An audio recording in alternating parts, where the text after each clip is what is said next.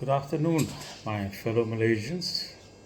I'm sure some of you may have seen the viral letter of the pregnant lady trying hard to get to a Malaysian hospital to deliver. Her water bag broke and she had to rush to Malaysia very early in the morning. The kindness and consideration of the Singapore immigration is really to be complimented. But the Malaysian immigration was another story. This officer thought he was a little Napoleon and had the right to question even an imminent delivery. He went to ask his superior, who was no better, "What is there to ask? We have a problem. This lady may deliver any time. Why do we make it so difficult?" I hope this is not racial, as the lady was a Chinese Malaysian. Most likely, this is an ingrained Malay superiority that Umno has drummed into all Malays that they are superior. They have the last say. For the immigration officer to assert authority in an imminent delivery is something that's really bizarre. These civil servants don't seem to realize that they are working for the public and they are paid for by the taxpayer. Dato Sri Anwar Ibrahim is now sorting out the corruption in our system, and Dato Najib is in jail. Many others are being persecuted. They are all accused of taking money to enrich themselves. There is, however, another form of corruption. When civil servants make it so difficult for people that they are forced to bribe them to expedite what they are supposed to do as a duty, this form of corruption is insidious and affects society.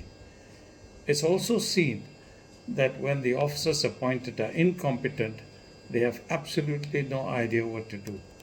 I'm not suggesting that this immigration officer solicited a bribe, but the public perception is very different. There is no reason for this officer to question this lady and waste valuable time. In this case, the woman was in labor and needed to go to the hospital fast. What was needed was, why was it needed to consult a superior who himself had no idea what to do?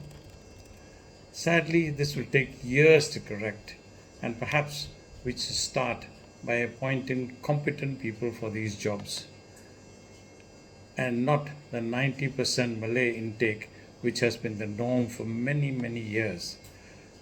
Those who do the wrong thing must be censured and penalized. A transfer doesn't teach them anything. The Malays are the kindest and the most helpful people I've grown up with. This attitude and total disregard for somebody in labor upsets me. What happened? Why did the Malays change? I can only conclude that 60 years of drumming that Malays are superior by UMNO has developed a society that is now unrecognizable. I am praying for a caring Malaysia where everybody is treated as a brother or sister irrespective of race or religion. All women must be treated kindly, especially those who are pregnant and especially those who are in early labor.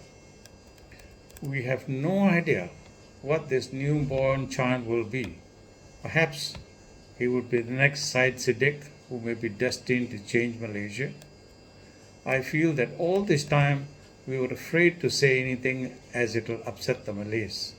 This has led to a superiority complex that being a Malay protected you so you could do or say anything you like, especially if you were in authority. UMNO built on this, and in time the Malays became arrogant. And now that Amway had lost and PH has taken over from UMNO, things have changed.